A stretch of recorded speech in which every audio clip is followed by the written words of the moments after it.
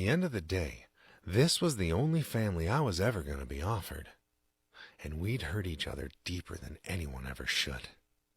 But we were still blood. Real blood, it turned out. Even if I didn't like the source of my origins, I knew it didn't change the way Luther felt about me. There was something rare about that, too. No money in this world could buy that kind of unconditional love. Through all the hate and blind anger I'd thrown at him over the years, alongside the bullets I'd hurled at his gang, and the troubles I caused him at home, he never once cut me off, never turned his back on me. He'd waited me out, assured that I'd come back one day. And fuck if I hadn't thought he was delusional. But it was pretty hard to call him that now, when he'd been damn well right all along. That was a part of why this was so hard, letting them back in, because I wasn't one who took being wrong easy.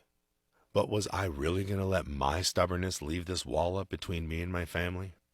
So we'd never truly be whole again? So I'd always be left on the outside? At a distance to the love we'd all once shared? I searched for the right words, but nothing came. The silence wore on, and Luther continued standing there with his arm around my shoulders while Fox stroked Mutt. And all the bad blood we had between us sat there, stagnating. How was I supposed to clean it out? What was it going to take to fix this, once and for all? I thought back in my childhood, a time when we'd been good. Then to the years when we grew into teenagers and Luther started pushing the gang life on us. It wasn't bad, though. Yeah, we had our fights. Fox and I fought back against Luther's demands, rebelling whenever we could. But that was the way of teenagers, wasn't it? We'd still had our good times during all that. Luther had taken me off occasionally, training me up with guns and knives. He'd brought me on gang business sometimes, too. Let me see the darker side of his life. And honestly, I'd liked it. I was made for it, just like he said, even if I didn't want to admit it back then. Because no kid wanted their life planned out for them, especially when I had plans of my own with my friends. We dreamed of something bigger for ourselves, but it never worked out quite how we'd all get there. And in a roundabout way, I guess we'd made it now. Or at least, we'd had a chance for it.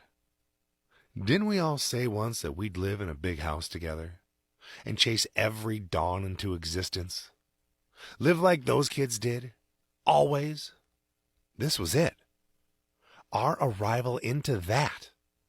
The opportunity finally waiting with open arms. And yeah, maybe some of us had gotten here by traveling separate paths, our feet dirtied by the roads of despair and suffering we ended up on. But the point was, we were all here now. So I had to seize this chance with all I had. For the kid I'd once been, because I owed him that much. My tongue loosened at last, and I drew in a breath as I fought through my stubbornness, hoping this would heal us. I want a fresh start, I announced, and Luther raised his brows, but I barreled on before he could speak. I want camping weekends and sailing in the afternoons. I want to ride in your truck and go shooting tin cans out in the woods. I want to stay here in this house. I want it to be my home again. I want to stay here, Luther. I looked him dead in the eye, my throat tightening around these next words as heat burned a line up the back of my neck. And I want you to be my dad again. And you, my brother. I jerked my chin at Fox as his eyes widened too. I want the happy family we're owed. I want our day in the goddamn sun to come again. And I want to stay basking in it for the rest of our lives. Because fuck letting the world take it from us. I want today to be the first day of countless days where we're just fucking good. Yeah, son.